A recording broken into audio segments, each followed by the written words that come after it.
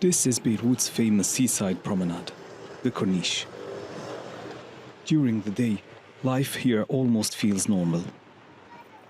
But as night falls, it turns into a refuge for Lebanese families displaced by the fighting between Israel and Hezbollah. Ali El Zain and his family have been sleeping here after fleeing his town of Barashit in the country's battered south.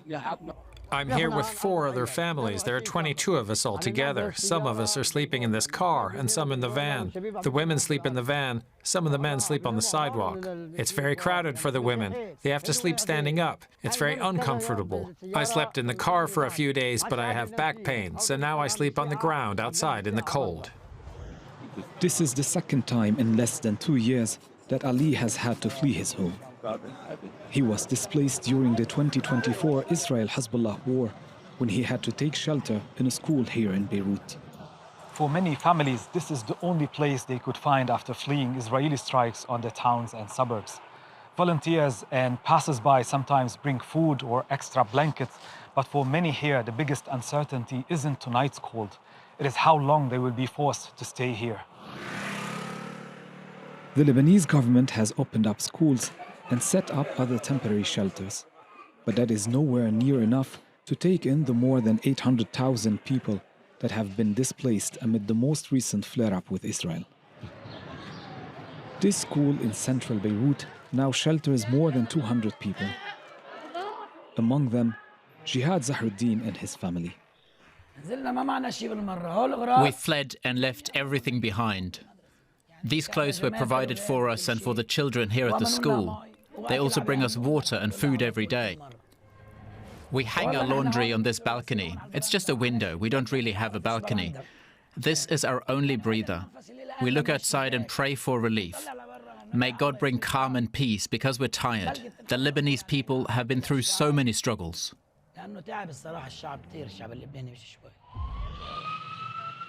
The hardship is showing no signs of easing. A short distance away from the school, an Israeli strike hit an apartment building in a densely populated neighborhood in the heart of Beirut. The attack struck one of these apartments without any prior warnings. The pattern suggests a targeted assassination attempt, and it is adding to the growing frustration here in Beirut, where many residents say nowhere feels safe anymore. This is not a Hezbollah-controlled neighborhood, but signs that any neighborhood could become a target are growing.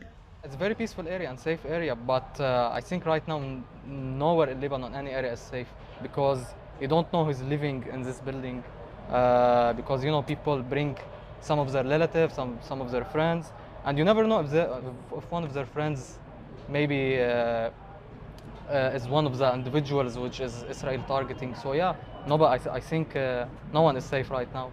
So we hope and pray.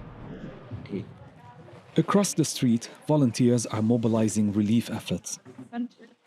8 women lead the Souq al-Balad NGO. Together with dozens of volunteers, they have been helping those in need since the start of the war. So here we have the Mouni box. The Mouni box has approximately 16 items. We have from grains to fava beans, rice, and more. And every box is supposed to be for a family of 4 people. Souq al-Balad collaborated with the Cloud Clinic, and we're introducing now the Happy Box. The Happy Box is going to be for the kids, for the displaced kids. It's going to be a box containing around 20 items from toys. There will be toys, jumping ropes, candies, chips, balloons, Uno, even coloring pencils and booklets.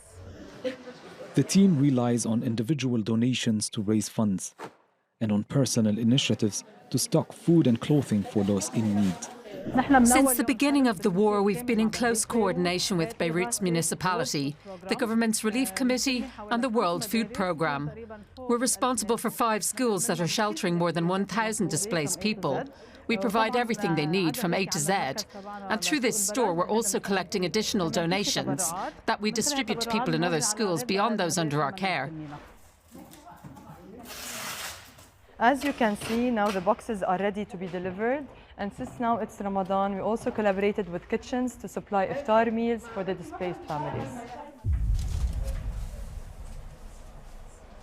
In this kitchen, a team of cooks works around the clock to prepare iftar meals for thousands of fasting.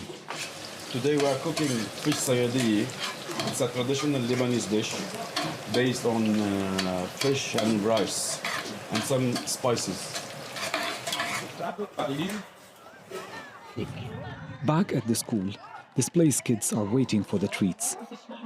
Volunteers from Souq al-Balad have arrived on time with toys and food. As the sun sets, Jihad breaks his fast.